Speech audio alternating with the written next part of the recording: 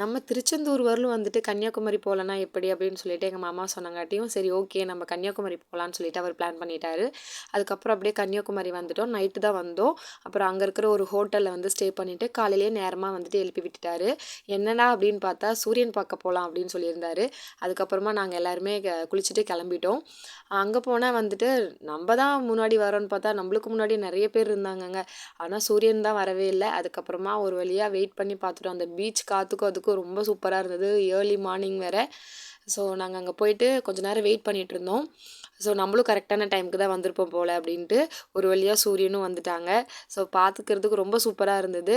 உண்மையாலுமே எப்படி சொல்கிறது, காலையில் வந்துட்டு நம்ம சூரியன்லாம் பார்த்தாவே ஒரு வைப் இருக்கும் அப்படின்னு சொல்லுவாங்க.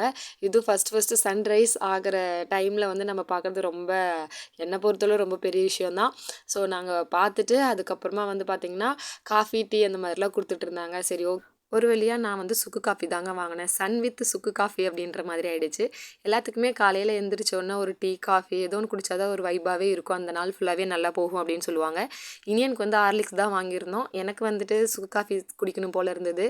அதனால் சன் வித் சுக்கு காஃபியோட இந்த நாள் வந்து தொடங்கட்டும்னு சொல்லிட்டு ஸ்டார்ட் பண்ணியாச்சு. நீங்கள் எத்தனை பேர் வந்துட்டு கன்னியாகுமரி வந்து இந்த சன்ரைஸ் பார்த்துருக்கீங்கன்னு சொல்லிட்டு கமெண்ட் செக்ஷனில் கமெண்ட் பண்ணுங்கள்.